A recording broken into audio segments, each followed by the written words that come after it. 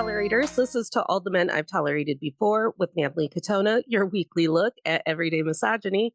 We have another really talented guest on our hands today. Lynn Harris is the founder of the startup Gold Comedy, the comedy school, creative network, and content studio centering women and non-binary folks. The classes, celeb Q&As, sketch teams, community, and more build expertise, creativity, confidence, and careers for women pursuing showbiz dreams or the comedy skills that are life skills. And I wanted to brag about that right off the bat because I've joined. So if you want to be a real life friend, you have to join. But of course, every guest that we have on the show is a multi-hyphenate. We have more than one hobby here on To All the Men I've Tolerated Before. So Lynn is also a stand-up producer, creator, journalist, and author. And today we're just going to talk some shit on comedy. Lynn, welcome. Thank you. Thank you. I was just laughing and nodding vigorously. And I love to be a tolerator. It's perfect. I'm going to add that to my multi-hyphenate. Yeah, it really does feel like we could defeat something. Yeah, I know. Right. Reporter, producer, tolerator. Yeah. I should refer to myself in the third person as a tolerator more often. Or that if my kid was here now, he'd go, tolerator. You brought her to the party, you know.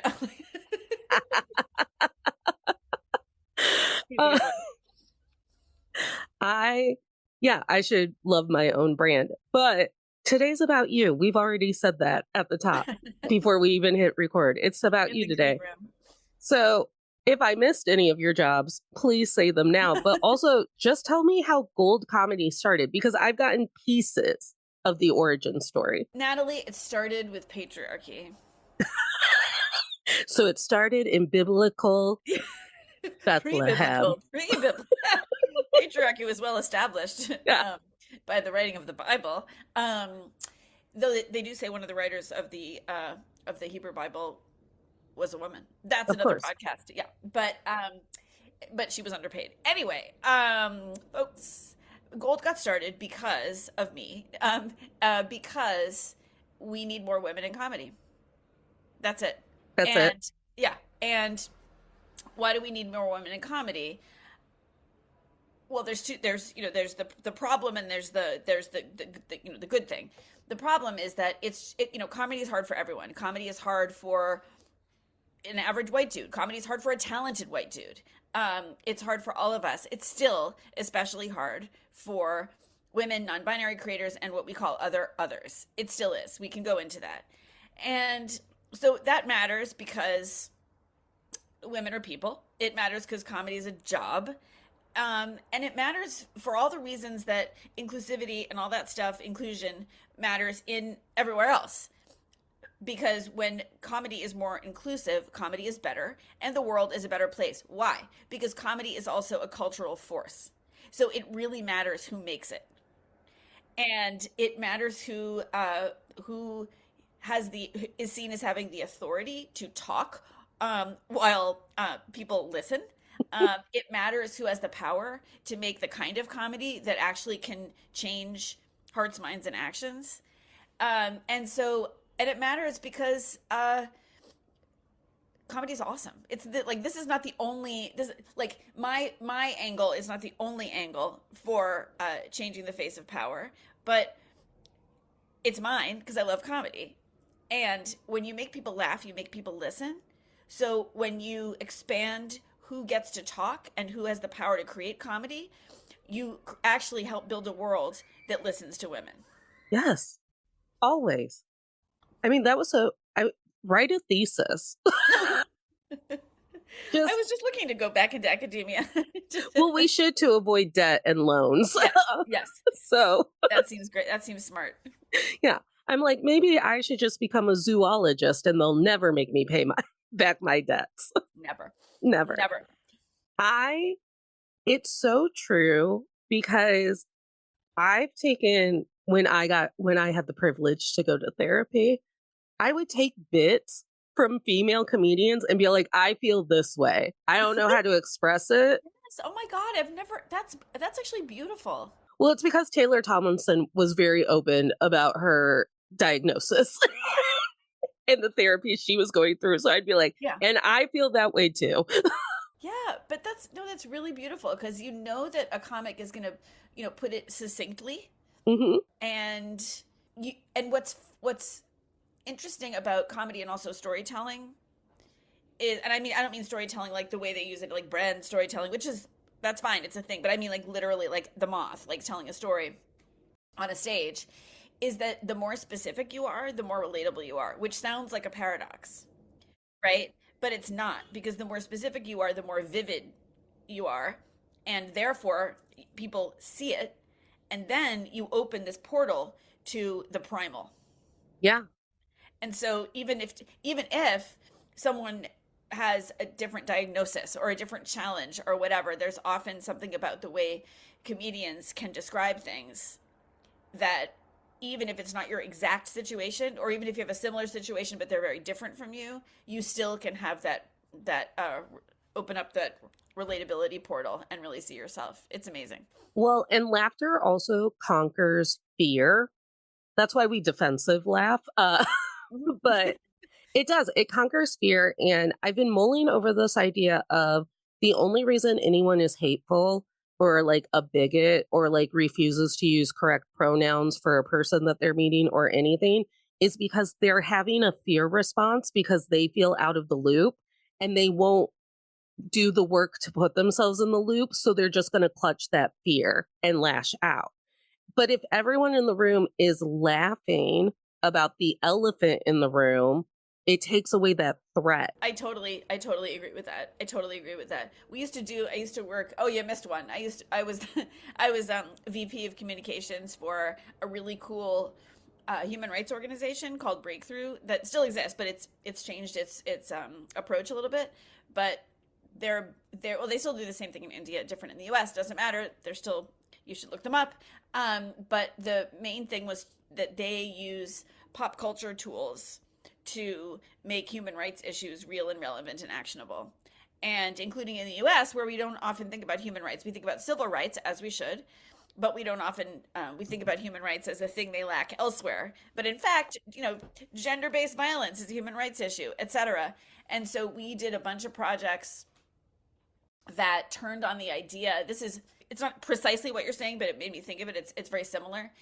That turned on the idea that we, in order to challenge and solve gender-based violence, in particular violence against women, we need men to challenge themselves to stop it. Yes.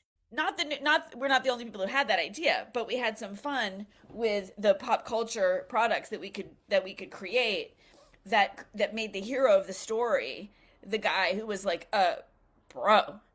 And that, because he wasn't just shaming one guy, or let's say he was, but in the animations that we made, and some of them wound up at like NASCAR races and stuff, what we showed was, and this is like backed by science, is that when one guy in a room says to the other guy, bro, then the other guys fall in. The other guys go, yeah, bro.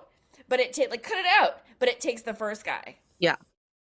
And it's always the scariest to be the first guy. Right. So that isn't laughter, but we delivered that. We like did funny animations that were like kind of, goofy and weird, that actually delivered that message in a more palatable way than like a scold. Mm-hmm. Yeah, because people go on the defense when they're scolded. The very idea, and well, I used to be a teacher. And so I was a big reader growing up. And I guess I didn't realize that like boys weren't marketed to read. It's like we have to put all of the books in schools and they all have to be from a male perspective and POV, because in the 90s, boys don't read. Like that was just like on posters. Boys don't read. You don't have to. And so here were all of these girls reading the Princess Diaries, reading their chick lit, reading the Hunger Games, gaining empathy for how other people live. And the 90s were like, boys, you just don't have to. You don't have to read. I'm like, oh, we never made boys read in the 90s. I had no idea. Wow. Yeah. And I think smarter people than me are starting to link that to how awful we feel today about dating, interpersonal relationships, the lack of empathy that we have for one another, all of it. And it's because it takes, you have to experience, and connects to you were using pop culture, you have to actually see other people's experiences and know them to empathize with them. So if you're just watching a fellow teenager play Minecraft all day and he's in the same grade level of school as you, his socioeconomics looks exactly like you, or whatever, you might be pissed if I don't even know if you can lose Minecraft, but you might It be pissed. depends. Yeah. You might be pissed if he loses, but you're not empathizing with him. Like there's no reciprocal thing that's happening. And yeah, smarter people than me are starting to do studies on that. And it does blow me away. Well, two things. I think there is like creator mode in Minecraft where you can like co-create things, and that's nice. But and not destroy things. But that's neither here nor there. That brings us back to comedy, though. What you're saying is that actually comedy can create, even whether it's stand up or sketch or a TV show, can create that kind of empathy in such a nice, in such a like fun delivery system. You know, like I'm thinking about. Well, first we were talking about like stand up, you know, and or sorry, well, yes, we were talking about stand up and where you know, even if you if you're a whatever, if you're a white dude, even the nicest white dude, you know, and you go to see comedy and you happen and like by some stroke of amazingness at a regular club there's like a, you know, there's a comic of color, there's I mean there I should be fair, there is a comic of color, a trans comic, a woman, whatever it is, you know, you the social contract is that you have to listen to them for 8 minutes or whatever it is, you know. And because of the magic of comedy, where there's such this amazing, sort of surprising level of access to relatability, I think that creates empathy right there, and you don't even notice it because you're laughing. Because you're laughing. Yeah.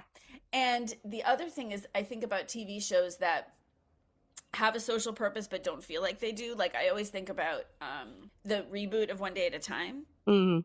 where the family was an immigrant family, and so they sort of they were able to do two things at once. They were able to show that this immigrant family was, guess what, a regular American family who worried about groceries and homework and bedtime and curfews and all those things. So that's number one, that like that shift is taking place in your brain when you're watching that show.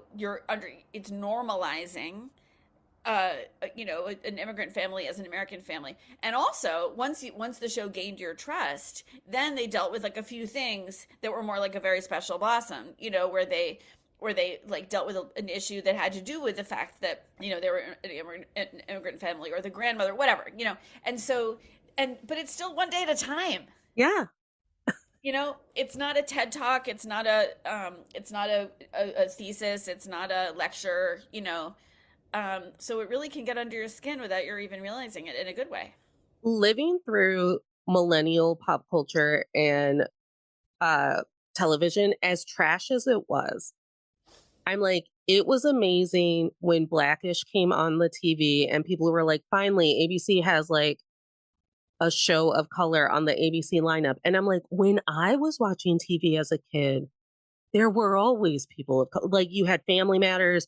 I watched Selena every time the Superstation played it. I loved the Bernie Mac show. It's one of my favorite sitcoms. George Lopez, and they were comedian heavy sitcoms. And I've also kept up with a lot of the work of those comedians throughout the years, and they happen to be comedians of color and stuff. And you're exactly right. I'm like, when I went and saw In the Heights in the movie theater, I kept whispering to my friend, my very white Croatian family does this too. And she's like, yeah, we get it. Okay. And I was like, do you think it's because the area of town that my mom grew up in was called Little Italy? Do you think that that's why we stole people's culture? Like, why do you think my Aunt Suni is so good at making manicotti? And she's like, we'll unpack it later. Watch the movie, Natalie. Yeah. Watch the movie. But In the Heights. in the Heights. But I'm always so blown away that people can't. There's such a blockage now that people aren't making those connections. That the Blackish family was very much your average sitcom family that anyone could relate to.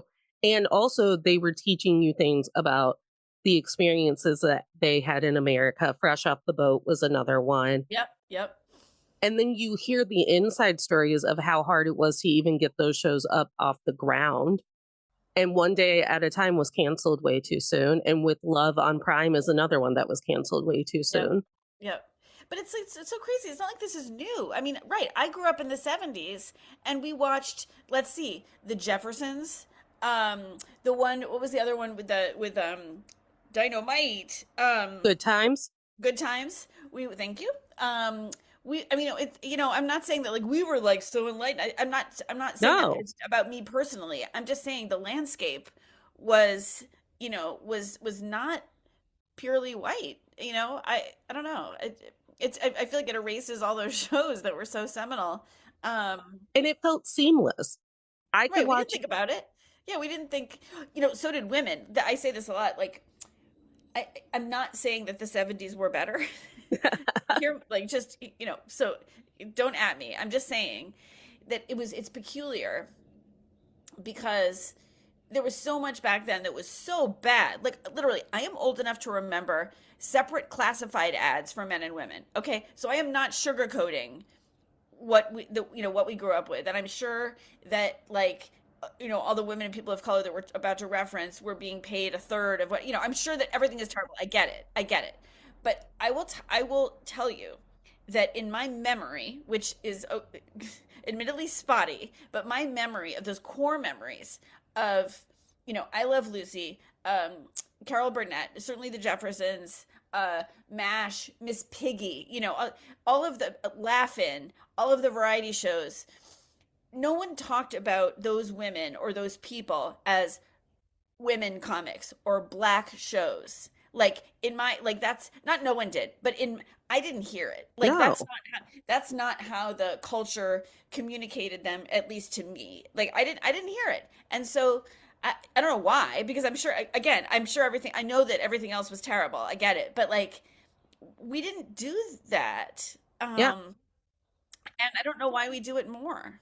I'm always so blown away how like a year will pass and I go, we still didn't have any movies this year that were just about middle school girls. Like there was always a middle school girl movie that you could watch when I was a kid. Like Now and Then. That's my favorite one, and it's the only one that's going to pop in my mind. What's the one with the radio? She does a radio show in the school, and then it's like Harriet the Spy, but with a radio show in the school. True Confessions. Nope. Hold on. I think it's high school anyway. It's not middle school. Okay. Anyway, sorry. It was a good one. But I'm always like, where are all? Number one, there. I am convinced that someone somewhere has just turned off the switch that made children's programming marketable. They were like, oh, kids and teens, not marketable. Let's stop making shows for them. Or I am so completely out of that demographic, I have no idea what they're watching. Yeah. I'm trying to think. Well, the way you have to think about it is in terms of teens, what were my kids watching when they were 9? And then because when I was young, we read 17 when we were 12 and we read Glamour when we were 17. Right. Yes. So I have to think about like what are my kids, what's the one with Dove Campbell? The Descendants with Dove Cameron. Yeah, but before Dove Cameron, the one with where she's the sister, where they're the twin sisters. I have no idea. I only know Descendants. Yeah, they love that one. That's a good one. But they're not regular kids in that one. No, they're just they're Disney villain kids. They're Disney villain kids, which I liked. I really liked that one. But I don't know. Yeah, I don't have good examples or counter examples. No. For you. I need to summon my children. Well, and you know what? And we're not even supposed to be talking about just TV in general. We're supposed to be talking about comedy.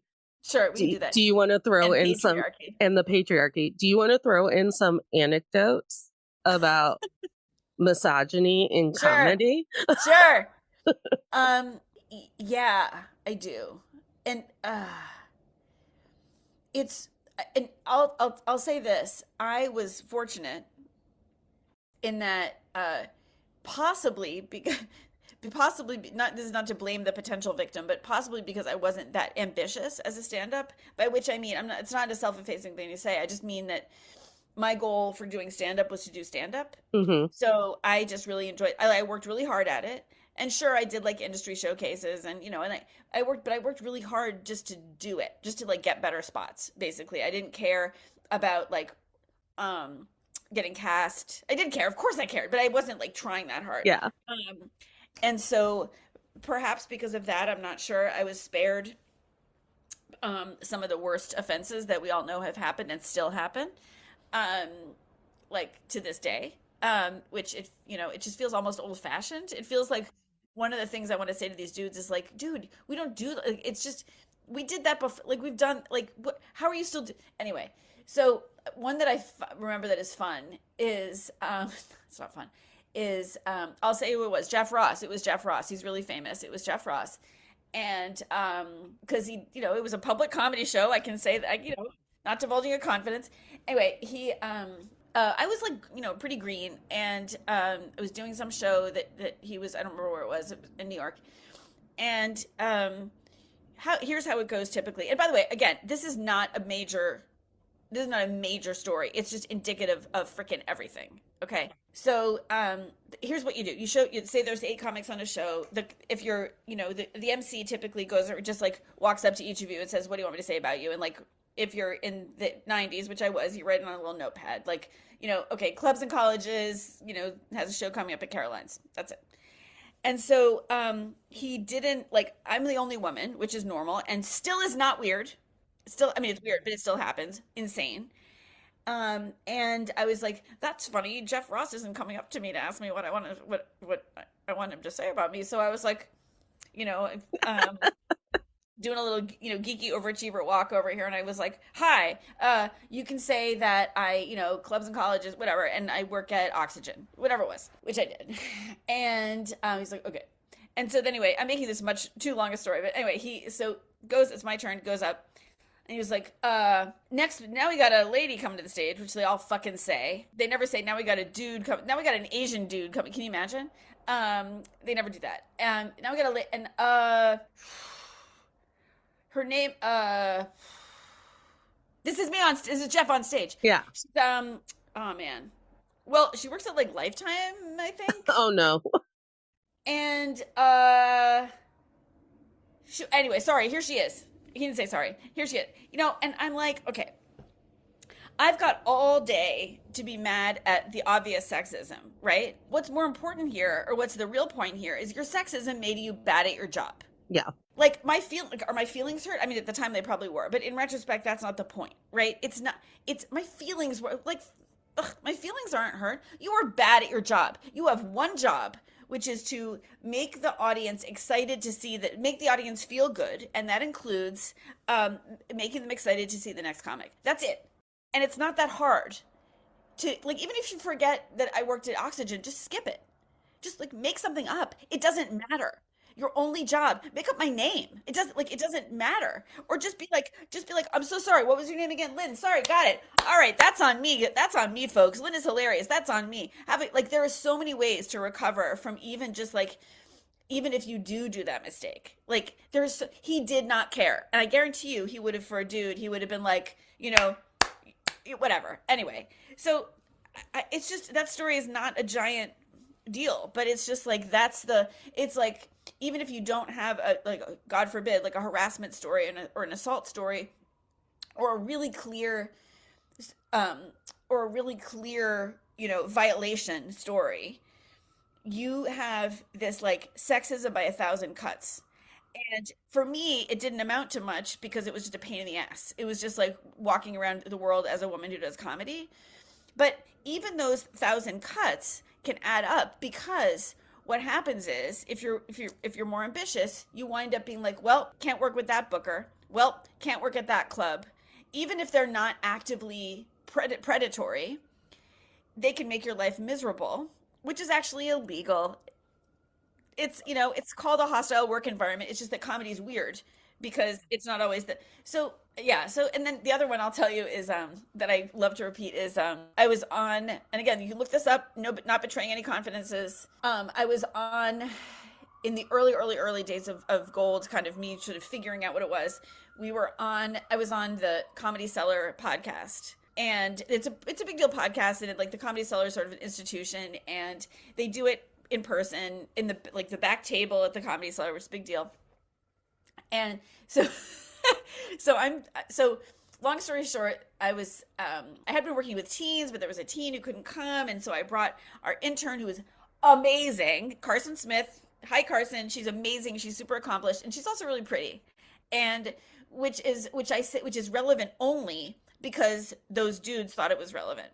And what I mean is that it was Noam, who owns the club, and another comedian, and who you can find out who it was by listening to the podcast.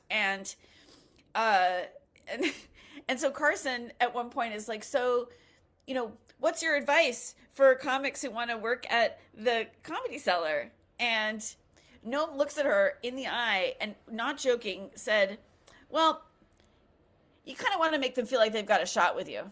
Ugh. And and I was like, there's a microphone in front of you. I mean, it's like, I know you guys say that. Like, I totally know that that's real, right? But you just, like, what level of impunity do we still have in 2020, whatever, that you just said that into a microphone on the podcast that is your building your brand for your club? Like, you just, and I don't even care if it was a joke, which it wasn't.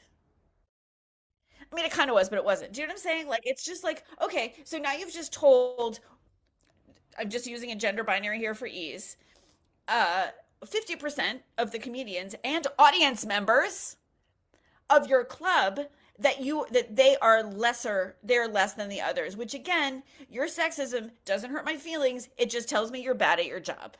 Right.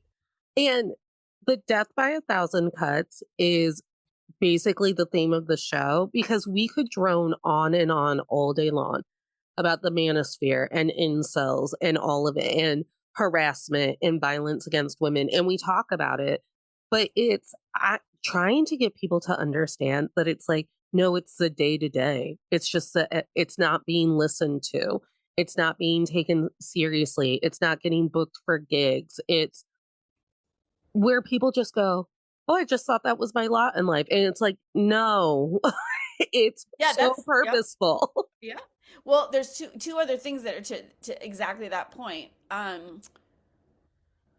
Well, one is even a more recent example of, and I'll say it, it was on Instagram, so I can say it. It was Nick's and another venerable, excellent comedy club in Boston this time.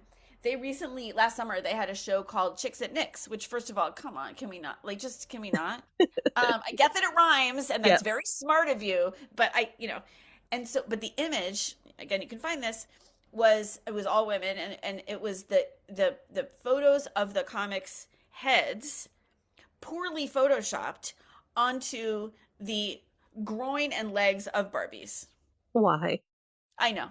And so, and there were some comments where the comics who were on the show said, like, haha, that's funny. And that's fine. Like, I don't care if those four women, like, it's not interesting to me or relevant if those four women thought it was funny. It's a little interesting in the sense that, like, because it's actually great. If those four women thought it was funny, fantastic. But think of all the ones who didn't, and who now, the excellent comics who now don't want to work at Nick's, which again, Nick's, bad at your job.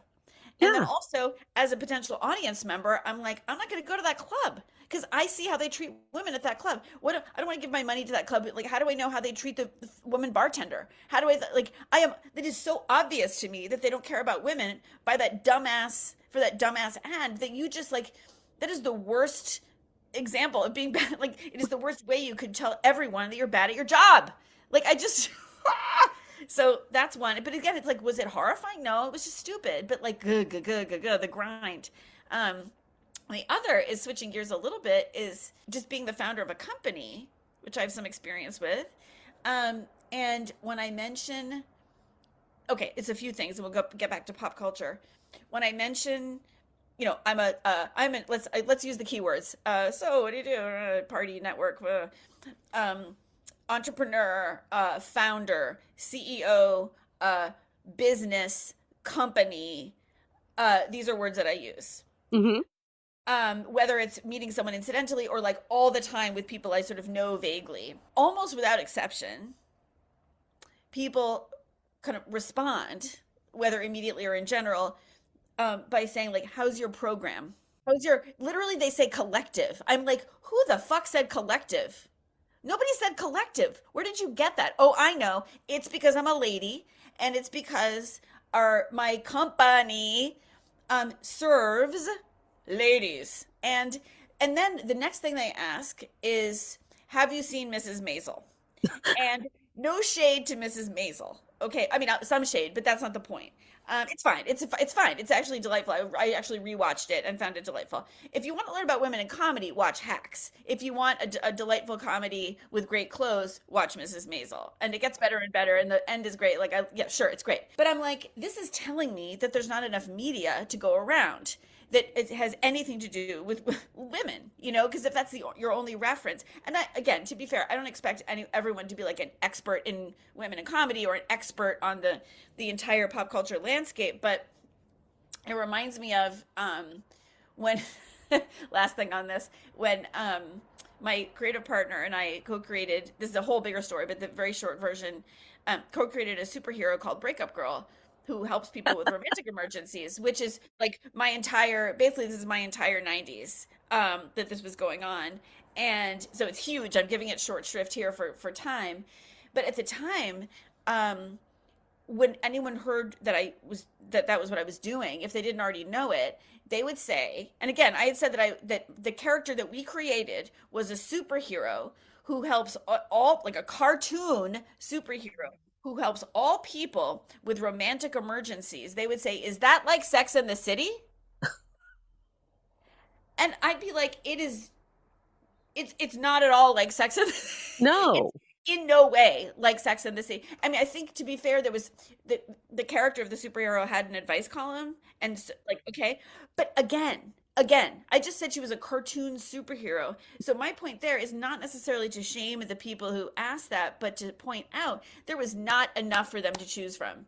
There was not enough stuff that centered women so that they would like, it's like The Last of Us. Is that like This Is Us? It's like, well, it's just like they have nothing to do, they have the word us like that, it's so but nobody would say that now. Thank God. Nobody would say that now because there's so much else. There's so much. So those were the days. But it still happens. We all know. We're We not all done. know. Yeah.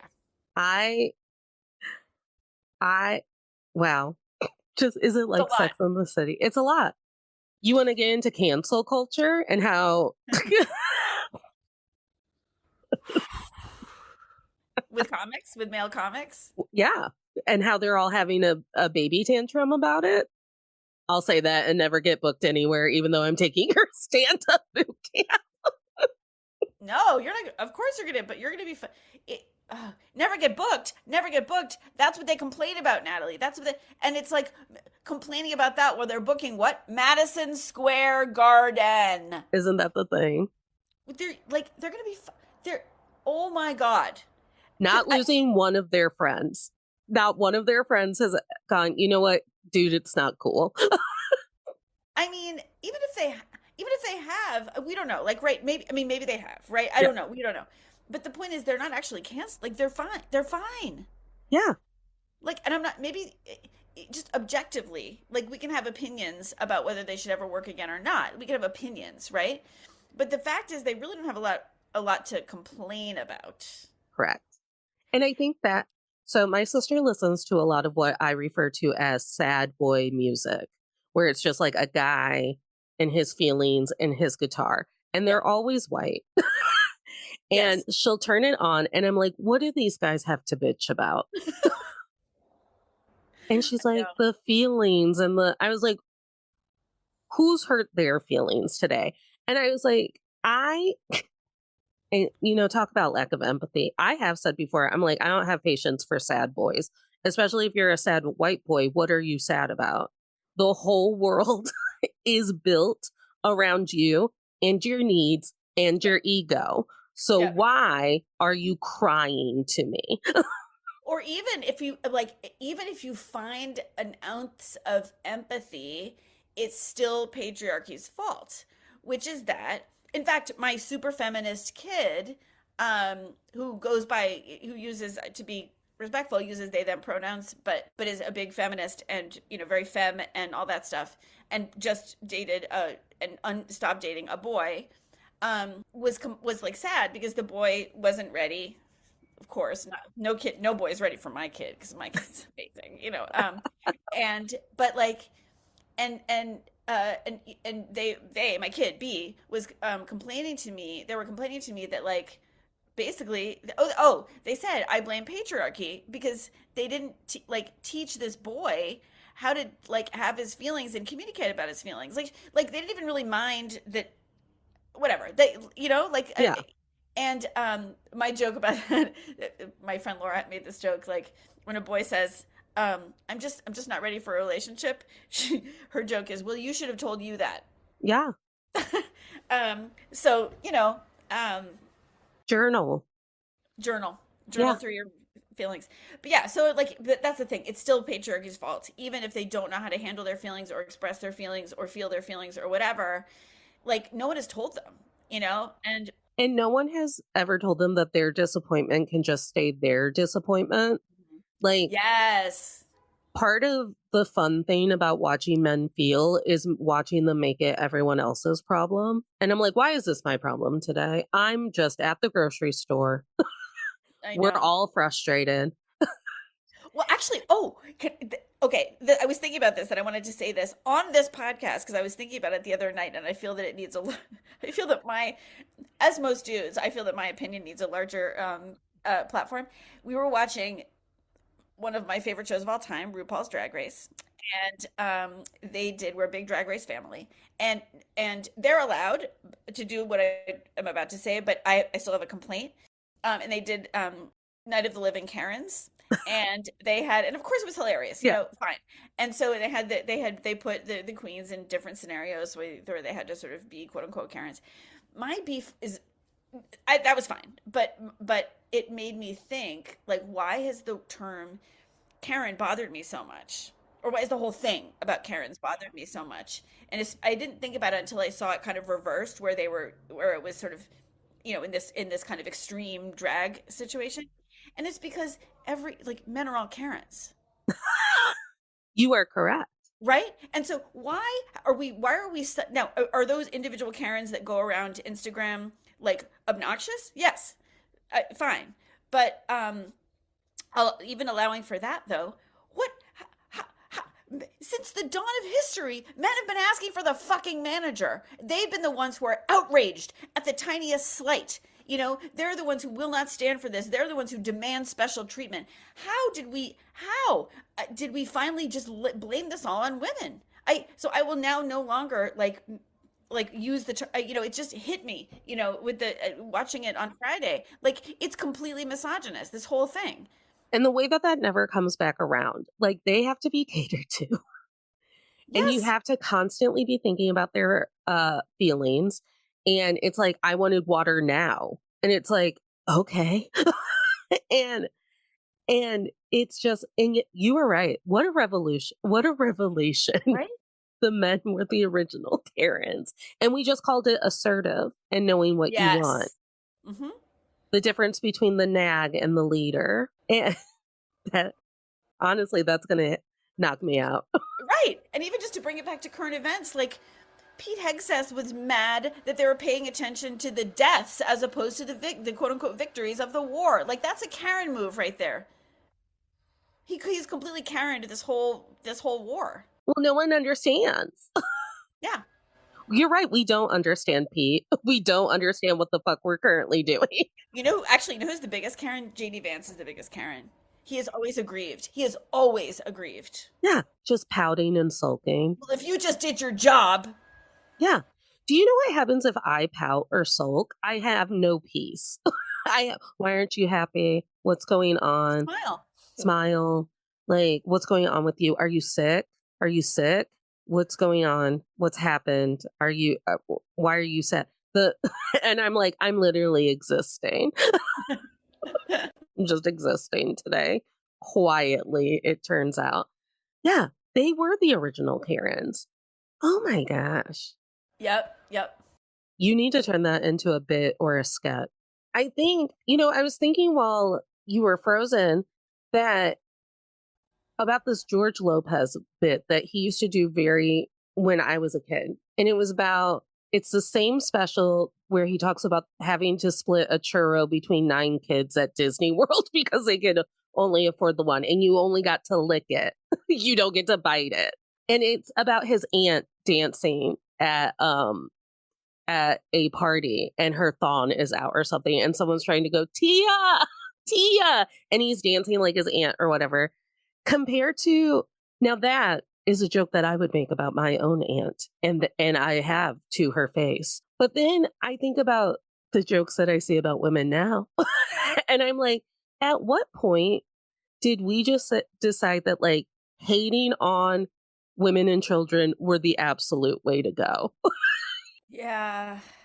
I mean, I real talk though, I wonder I there's no way to actually measure this or even assert it, but part of me wonders if it actually is a little bit better. Part of me, I think the bar is higher with stand up. I mean, obviously there's like knuckleheads that still make those jokes, but I think the typical like like that kind of hacky old stuff, Hmm. uh, of course will still fly in some places, but I think the bar is like just generally higher these days. And I don't mean to sound naive or No, because I'm conflating it with podcast culture where they've turned being an alpha man fun and they yes, use humor to yes, do it. They weaponize yes, humor and yes, our enjoyment of laughing yes, to further their patriarchal agenda. And yes, I'm trying yes, so hard to make feminism funny so that people will yes. become feminists.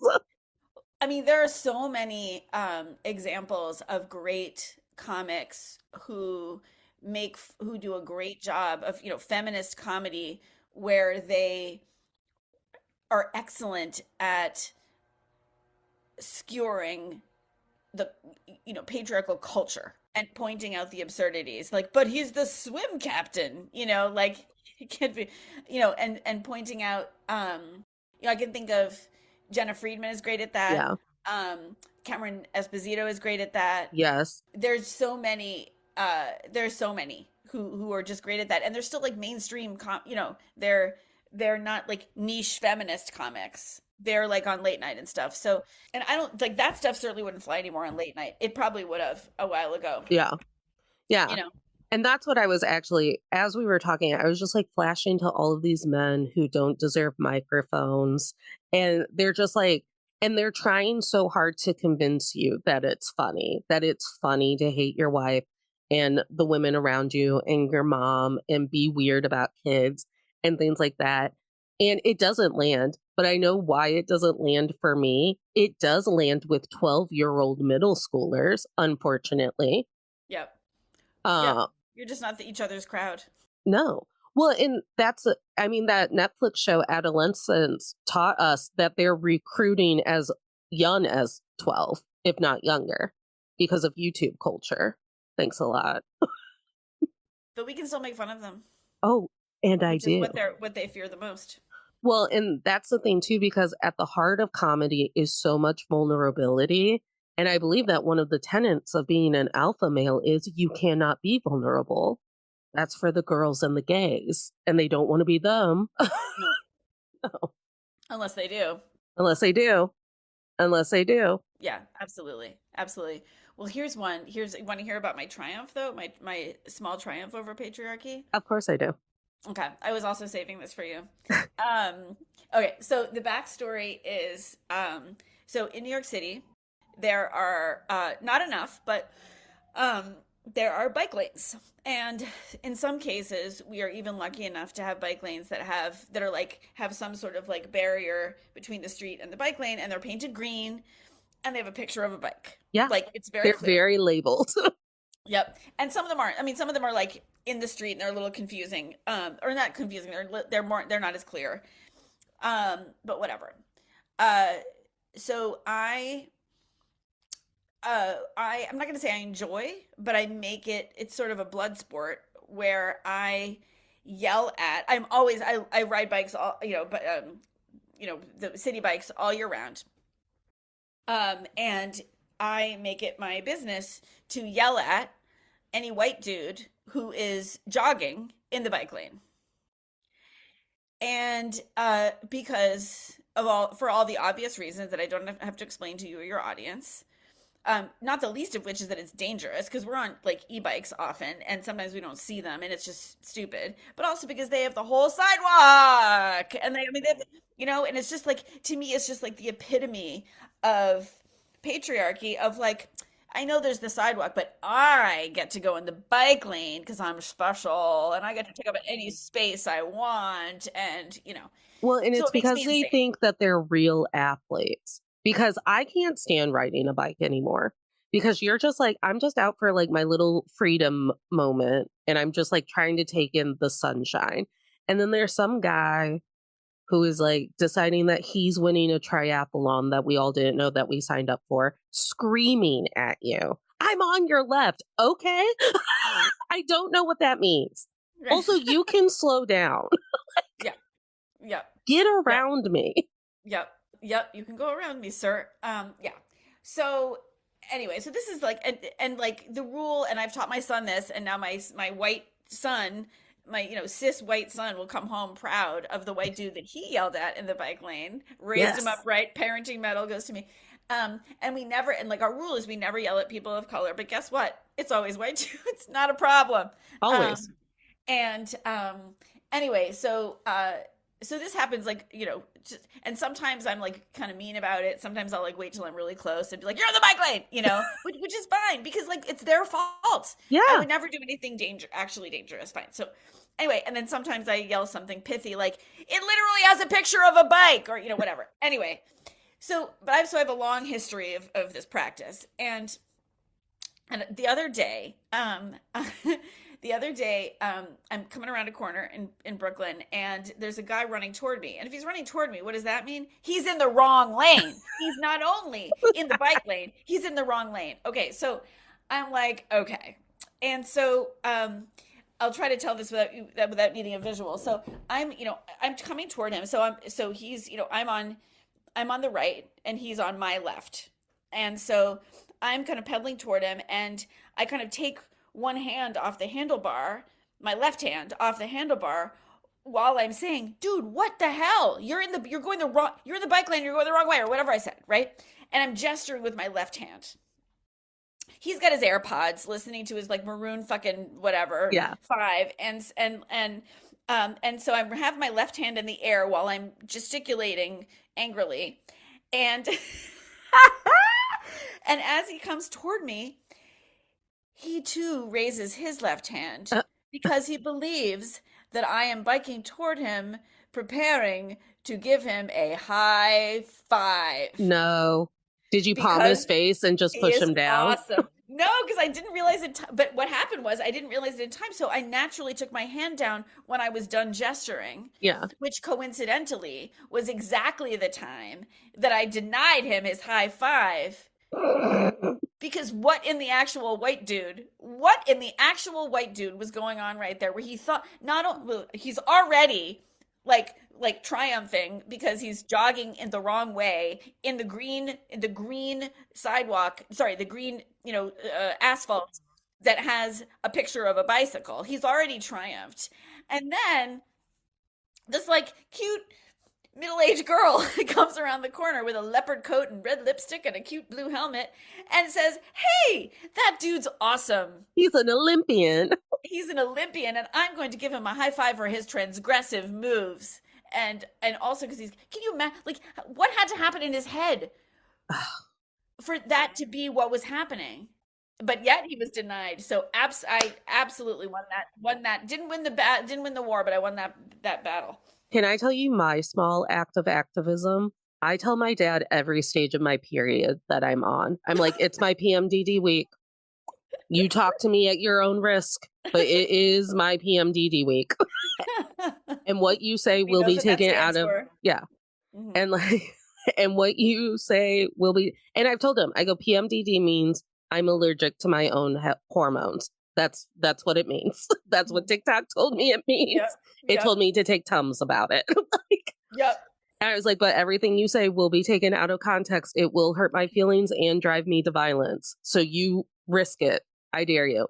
And then I tell him when I begin my period, and I tell him, I need a cheeseburger. I need my blood meat. And he just looks at me. I go, something must be sacrificed to the gods. The blood meat. I need my blood meat. I need my carnage. I'm a monster currently. I need my carnage and cheese. We should be able to talk about periods openly. My sister did get squeamish about the blood meat. She's like, what the hell are you saying? I go, I need beef for my period. It demands it. Yeah, having observed my kids, my older one's now 19 and my other one's 17, having observed them talk about it, them plural, like it's much less, at least in their circles, which in Brooklyn isn't like as lefty as everyone thinks it is because they've all went to like they both went to public high schools with that pull from tons of populations all over a city. I mean, a borough that if it were a city would be the fourth largest city in the world. So like it's not all like effete, whatever. And so they didn't, neither of them went to like a, you know, super woke high school, in all the ways. Some ways, yes, but not in all the ways. So they're a good example, my kids, of like high school kids in Brooklyn or New York City. And like, yeah, they just talk about it. Like the girls talk about it. They don't, it's not like, they just, they'd be like in the hallway, like, hey, yo, you got a tampon? It's not I love like, it. yeah, I will tell you that is a big, that we've taken from my observation, we've taken a big stride. Well, and I would hope so.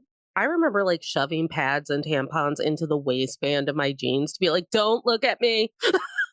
And I, not even as a teenager, as like a 27-year-old woman in an office, I'd be like, don't look at me. Do not look at me. I am unclean. But also, sometimes I'm like, we should go back to period huts. Please put me in a hut for a week. There's an argument to be made for that. Please put me in the sensory deprivation. I beg for it. I yearn. I yearn for the period yurt. Please. You did hint that we do think it's getting better. And it is. It is. Slowly. I mean, they could have arrested me for starting this podcast, and we're 5 years strong and no one has arrested me yet. There you go. There you go. I haven't even really. When was the last time I was threatened? I don't even think I've been threatened in a while over this podcast. Okay. Progress. Progress. Either I'm not in their algorithm at all, or I'm in no one's algorithm. We'll never know. When you observe the women in the clients of gold and they have this community, what are some changes that you're starting to see just in the people that you're supporting? Like confident. Let's talk some lightness. Let's brag about some people. Yeah. I mean, I don't think any of them thinks it's particularly interesting that they're a woman doing comedy. And that is a major triumph. Including and especially like the women and we have a huge age range, but the women in their like, 40s and 50s and up. Like it's not like a radical, it is, but it isn't a radical act. Like it would have been more, several years ago. And no one's like, people are less asking them like, well, but what about your children? Why aren't you home with where are your children while you're Zooming? And it's just less of a thing in a good way. Like I will live for the day when, of course, because we live in a gendered world, of course there might be some kind of differences you can point to when women do comedy versus men do comedy, because we experience the world in different ways. Like, so I don't mind that, right? But I live for the day when it's like no longer interesting that a woman is doing comedy, and that we don't call comics women comics, or God forbid comedians. Don't get me started. But so I think I really do think that an analogy is that I used to play. I had this to the multi hyphenates. I used to play ice hockey, and just like recreationally, I was on the only women's travel team in New York City. So we had to travel to find people to play with. And like we actually literally had it was like maybe the first year that women had played hockey in the Olympics. It was in the 90s. And so we had people asking us if we were the ones going to the Olympics, And we were like, that's funny. Uh and now it's, and not only because of the Olympics this past year, but like it's when I was like in the 90s, when I said I did hockey, I played hockey, people were like, "Wait, what?" And they had so many dumb questions, and now like if I say I played hockey, people are like, "Oh wow." Yeah. And so the same thing with, so analogy, like women in comedy. Thank God. Like it's just not, it still needs to be less interesting, but it's a lot less interesting than it has been, and that is a relief. And I see that in the way people are really escaping the when they come to gold, they're really escaping the bro vibe out in the world, but they're not escaping like disapproval in their lives. They're not escaping like disapproval by the men in their um I that's mean, not a, I am. yeah, okay, fair. Like, Fair. but But you I'm know what I glad mean. everyone else is healthy. That's great. Great for you guys. Yeah. Good. Yeah. But they just don't see themselves as like, I'm doing this because I'm a woman. Which is a fair thing to do and say, but it's just like less the prevailing vibe. Yes. Which is honestly the sign of progress. That's it. The millions of ways I would love to just be ordinary. Wouldn't that be something? If it was just very ordinary for me to be good at writing. Yeah. Yep. Oh man, yeah. I mean, yeah. Even when that's God. When this happens less too, when even though I was complaining about the sexism around when I say what I do. I was a journalist for many years, and I was like, I won awards. I was a very quote unquote serious journalist. And there were so many people, especially like around my husband's work and stuff, who would say things like, "So, are you still writing?" As if it was a hobby. And I'd be like, "Did you read the Times today?" Because, or, whatever. And it was, there's no way, if the roles had been reversed, that they would say to my husband either, "So are you still," in fact, I know people where the roles are reversed with our jobs, and they don't say the same things to the dude, or they never did. And I forget where I was going with that, but the writing, people Yeah. right. So just like, can you imagine, like, if you're a lawyer and someone says like, "So are you still doing law things?" Like, what? You still on that justice kick, huh? Right, still on that cute little court. Yeah. Well, I've started when I talk to people who are like not involved in this industry at all or comedy or anything, I've started giving people's like actual like bios. I'm like, tonight I'm having a class and my teacher is a television producer. And then I will list the TV shows I know they know. That's really smart. No, that's really smart, honestly, because it's like, people still just don't have the right listening around with that. They don't, they, oh, or you're learning to do some skits, like, Yeah. I mean, I think that's really smart. I think Yeah. that's really smart. I like, and I always do it because it does ground. Number one, it helps me battle my own imposter syndrome. I'm like, I'm in the cool kids club. I am talking to Emmy winners. Okay. They You got to are. stand up with a trophy. And, but also it does just like, because so often everything I do is just, oh, your little hobby where you like clickety clackety. And it's like, no, let's do our closing out ceremony. We always end an episode of To All the Men I've Tolerated Before with a lesson that we would like to pass on for the ages. So if you had a rock and you could chisel one thing in it about comedy, what would you say was your biggest lesson in your experiences developing gold and being a company owner and being the person who is fostering my inner comedian and all of it? Find the people who make you feel like you. Oh, I love that. That's for everyone. Yeah, I'm not so sure about this comfort zone thing. I'm not so sure about the whole thing about like putting yourself out of your comfort. Like we do that, sure, of course. Yeah. But like I've been put I tried so hard in a lot of ways to put myself, there's the growth kind of getting out of your comfort zone, and there's the trying too hard to make random people like you comfort zone out of your comfort zone that is just not going to serve you, your business, your career, anything. So yeah, find it. I think, and confession slash bragging. I heard that advice in a Zoom room with either Gina Davis or Shonda Rhimes. And they were both on the same day. I was privileged enough to be, and I don't remember which of those women said it, but I do want to give either or both of them credit. It was one of them. I think it was Shonda, but I could be wrong. It feels like a very Shonda thing to say because it does feel like it aligns with her year of yes. Like, in order to be in your year of yes, you have to be around the people who are going to allow you to be your most authentic self. Right, because otherwise, God forbid. God forbid. Also, with the comfort zone thing, I think you can be very uncomfortable with the people who are letting you be your most authentic self because you're so vulnerable in that moment. Yeah. Yeah. I had a writing teacher mentor tell me one time that because I used to like get sweaty when I would get feedback. I say used to like it's in the past. It's not in the past. I still get sweaty. But I described the physical sensation and she's like, "Yeah, I did hear one time and it actually brought me a lot of peace that every time you get feedback on a project that you have put your heart and soul into, it is supposed to feel like you're being set on fire. And we all just live with that." And here are these people fostering my creativity, allowing me to tell the stories that I want to tell. And it's still like, but I'm going to set you on fire today, But nicely. but nicely. But also tell you that some of it was good. Right. Yeah. It's fundamentally good, and you are fundamentally good, and you are fundamentally doing a good thing. Yes. And one time I had a mentor tell me, you just show up every day better than the day before. And the biggest compliment. I hope that everyone hears that once in their lifetime about anything that they're trying. You showed up every day better than the day before. Amen. Amen.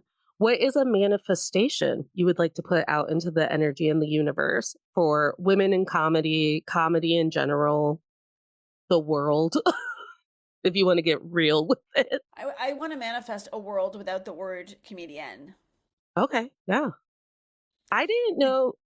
Okay. Because I have a weird dialect. So there's comedian IAN, but I'm assuming that you're meaning the I am. IENNE. And I am. I say them the exact same way, which Yeah, means I'm yeah. pronouncing one of them wrong. It doesn't matter, but I mean, it's really the intent, Like it's in a diminutive word. It makes, someone once said, like, do you call your lawyer a lawyerette? Oh, did you go to the doctoress today? Like it perpetuates the idea that there's regular comics and then the ladies auxiliary. And I don't mind if you need to like refer to a woman comic as a woman comic for reasons. There might be a reason. But like the number of people who have said to me, "Oh, so you're a comedian?" "Oh, sorry, comedian." I'm like, "It was fine the first time." And so it's not the word. Yes, the word drives me crazy, but what it is an indicator that we still have work to do. So that's my manifestation, that when we don't bother with that word anymore, we'll know that we've finally made it boring for women to be comedians. Well, I'm always fascinated by how misogynistic our everyday language is to begin with. Like, why can I be called Miss, Ms., or Mrs.? It's confusing. They get one Mister. Right.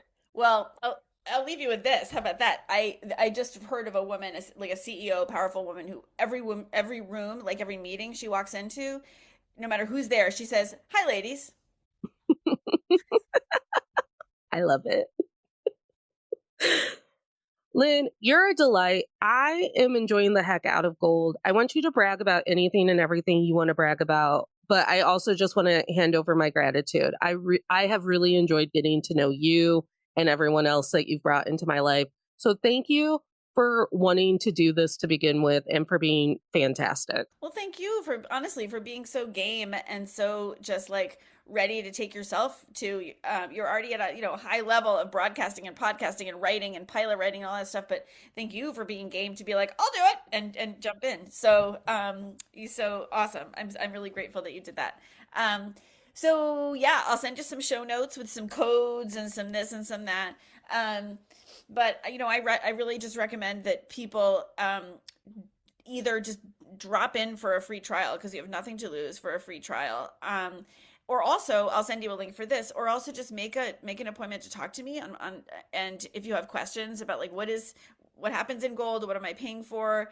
are there payment plan options, like just whatever, or even not about gold, like what are my next steps if I want to, do this thing. I might not know the answer, but I might know someone who does. So my Calendly is your Calendly. So I'll send you all those links. All right. Well, and you know the drill, tolerators. We're on TikTok, Instagram at NatalieK124 and Men I've Tolerated Pod. There's a link in the show notes. There's a bunch of links at the show notes now. You're getting all the treats today, where you can get onto Patreon and find our blogs, my monthly misogyny musings, and the rest of it.